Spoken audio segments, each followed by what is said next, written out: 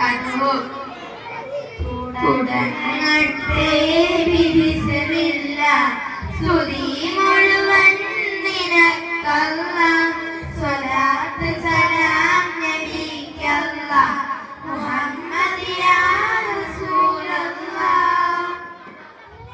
പ്രിയരേ, ഈ കഥ ശ്രമിക്കുമല്ലോ. അത് ഞങ്ങൾ പറയുന്ന കഥയുടെ പേര് കണ്ണീരിൽ കുതിർന്ന ഹജ്ജ് യാത്ര. അതെ, കണ്ണീരിൽ കുതിർന്ന ഹജ്ജ് യാത്ര. സുന്ദരനായ ഫദിലാബിൻ എന്ന ചെറുപ്പക്കാരന്റെ കരകരിപ്പിക്കുന്ന കഥ. പുണ്യഭൂമാൻ ഫദിലിൻ ആബിദിൻ കഥയതുമേ. പുണ്യഭൂമാൻ ഫദിലിൻ ആബിദിൻ കഥയതുമേ. കൽവിനകമിൽ നൊമ്പരമാകും ചരിതമോതിരുന്ന് തുടങ്ങിടുന്ന ഞങ്ങളിതാ ഫദിലിൻ കഥ. തുടങ്ങിടുന്ന ഞങ്ങളിതാ ഫദിലിൻ കഥ. തന്നെ നിരന്തരം ചലനം ചെയ്തുകൊണ്ടിരുന്ന വഞ്ചകയും കുതന്ത്രശാലിയുമായ ജാരി ഈ കൂട്ടത്തിൽ ഉണ്ടായിരുന്നു. നിരവധി തവണ പരിശ്രമിച്ചിട്ടും തന്റെ ഈമാൻ പണയം വെക്കാൻ തയ്യാറായില്ല എന്ന സ്വഹാബി പ്രേക്ഷകരെ ചതിച്ച് കയ്യിൽ വീട്ടാൻ പഠിച്ചവന് 11 പറ്റുകയെന്ന് ജാരിയ. അങ്ങനെ പരീക്ഷണം ഫദിലിൻ ആബിദിൻ മേലിൽ ഉദിച്ച് ജാരിയ കുതന്ത്രങ്ങൾ തുടങ്ങുന്നേ. അടുമയും അസ്വദം അന്ന് വിളിച്ച് ഫദിലിനെ വീഴ്ത്താനായി തന്ത്രങ്ങൾ മെനഞ്ഞു തുടങ്ങി. ജാരിയ ചതിക്കാനായി ഒരുങ്ങുന്നേ. ഫദിലിന്റെ പ്രയാസങ്ങൾ തുടങ്ങുന്നേ. ജാരിയ ചതിക്കാനായി ഒരുങ്ങുന്നേ. ഫദിലിന്റെ പ്രയാസങ്ങൾ തുടങ്ങുന്നേ. അപ്പോൾ മണിക്കൂറുകളെല്ലാം പിന്നിടും. 16 ചക്രത്തിൽ നിന്നും സൂര്യൻ മെല്ലെ താഴ്ന്നിറങ്ങി. മഗ്‌രിബിന്റെ ബാങ്കുകൾ ആകാശത്തേക്ക് ഉയർന്നു പോയി. അതെ, ജാരിയുടെ കുതന്ത്രങ്ങൾ പുറത്തെടുക്കുന്ന രാത്രി. അക്ഷരാർത്ഥത്തിൽ ഫദിൽ ക്ഷീണിച്ച രാത്രി. യാത്രാക്ഷീണത്തിൽ എല്ലാവരും ഉറങ്ങിപ്പോയി. ഫദിലും ഉറങ്ങിപ്പോയി. ആ സമയത്ത് ജാരി തന്റെ അടിമയായ അഫ്വദിനെ വിളിച്ചുണർത്തി. നീ എഴുന്നേൽക്ക്, നീ എനിക്കൊരു സഹായം കൂടി ചെയ്തു തരണം. എന്റെ കയ്യിലേക്ക് കിട്ടുന്ന ഈ പൊടി നീ ഫദിലിന്റെ മുഖത്ത് വീശണം. അവൻ ബോധരഹിതനായാൽ എന്റെ കൂടാരത്തിൽ കൊണ്ടുവന്ന് കിടത്തണം. അസ്വദ് പറഞ്ഞതുപോലെ നീ എനിക്കൊരു സഹായം കൂടി ചെയ്തു തരണം. എന്റെ മുമ്പിൽ കിടക്കുന്ന എന്റെ അരുമസ്ത്രീ ഷഹീദ, അവളെ നീ വധിക്കണം. സുബ്ഹാനല്ലാഹ്, എന്താണ് ഈ കേൾക്കുന്നത്? ഞാൻ വധിക്കണമെന്നോ? ഇല്ല ഇല്ല, ഞാൻ വധിക്കില്ല. എനിക്കതിന് കഴിയില്ല. നിനക്ക് കഴിയില്ലെങ്കിൽ ഞാൻ വധിക്കാമടാ എന്ന് പറഞ്ഞ് ജാരി തന്റെ കയ്യിൽ നിന്ന് കടാരെടുത്ത്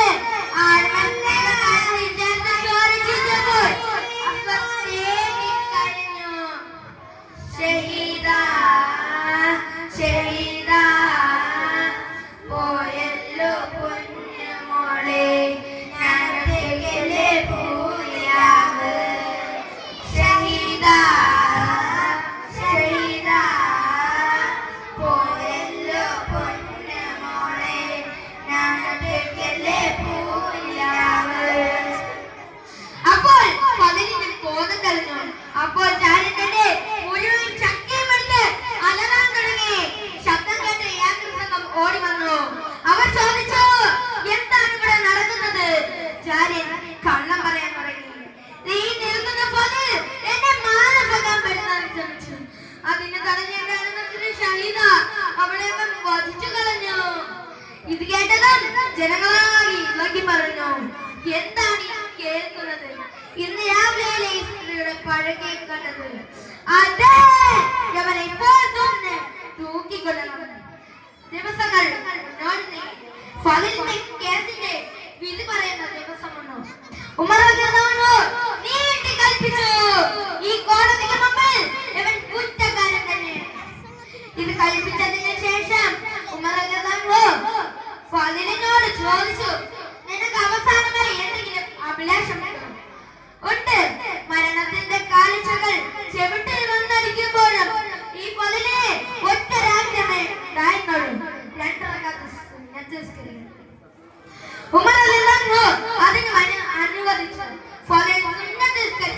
അദ്ദേഹം ആരെയും വിളിച്ച് കരയുന്നുണ്ടായിരുന്നു.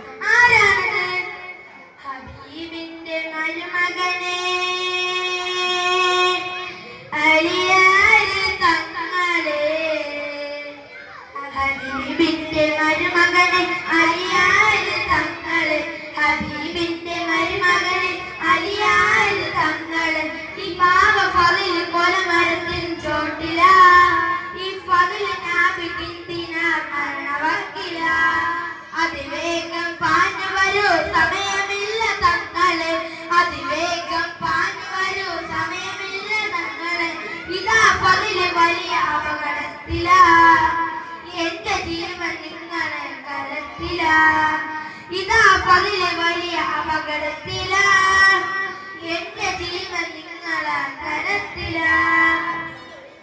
പെട്ടെന്ന് ആകാശമാക്കി കറുത്തിരുന്നു. എന്ത് പറ്റി ആകാശത്തിന്? അപ്പോഴാണ് കോക്കുമരത്തിന് മുമ്പിലെത്തിയ ജനങ്ങൾക്കിടയിലൂടെ കുതിരകൾ കൊഴുപ്പുകൾ വാളെത്തി വരുന്നു. ആരാണത്? അതെ, ഇസ്ലാമിലെ വീരശൂര യോദ്ധാവ്, ശത്രുക്കളുടെ പേര് സ്വപ്നം, അലി ബിൻ അബീ ത്വാലിബ്. അലി റളിയല്ലാഹു അൻഹുവിന്റെ പ്രഖ്യാപന പ്രകാരം ഇവിടെ ആടുവളർത്തൽ ആദ്യമേ തുടങ്ങി. അലി റളിയല്ലാഹു അൻഹു ജാരിയോട് സത്യം പറയാൻ പറഞ്ഞു. അപ്പോൾ ജാരി കള്ളം പറഞ്ഞുകൊണ്ടിരുന്നു. അപ്പോഴാണ് അവിടെ ഒരു അത്ഭുത സംഭവം നടന്നത്. ജാരിയുടെ വയറ്റിൽ നിന്നും ഒരു പിഞ്ചു ബാലൻ പുറത്തു വന്നു. ആ ബാലൻ ഒരു സത്യം തുറന്നു പറഞ്ഞു. ആ ബാലന്റെ സംസാരത്തിൽ വെച്ച് ആ ബാലൻ മരിച്ചപ്പോൾ ഉമർ റളിയല്ലാഹു അൻഹു അസ്വദിനോട് ചോദിച്ചു, നിനക്കെന്തെങ്കിലും പറയാനുണ്ടോ? ഉണ്ട് നേതാവേ. അങ്ങനെ അസ്വദ് എല്ലാ സത്യങ്ങളും തുറന്നു പറഞ്ഞു. ഇത് കേട്ടതും ജനങ്ങളാകെ ഇളകി പറഞ്ഞു. താൻ ചെയ്ത തെറ്റിന്റെ പാപഭാരമൊത്ത് ഫളിലിന്റെ കാൽക്കൽ വീണ് കണ്ണീരൊലിപ്പിച്ച് പ്രാർത്ഥിച്ചു. അങ്ങനെ കടലങ്ങൾ തീരാത്ത കണ്ണുനീർ തോരാത്ത കടലങ്ങൾ നിറുത്തിടണേ, ഫളിലിൻ കടലങ്ങൾ നിറുത്തിടണേ.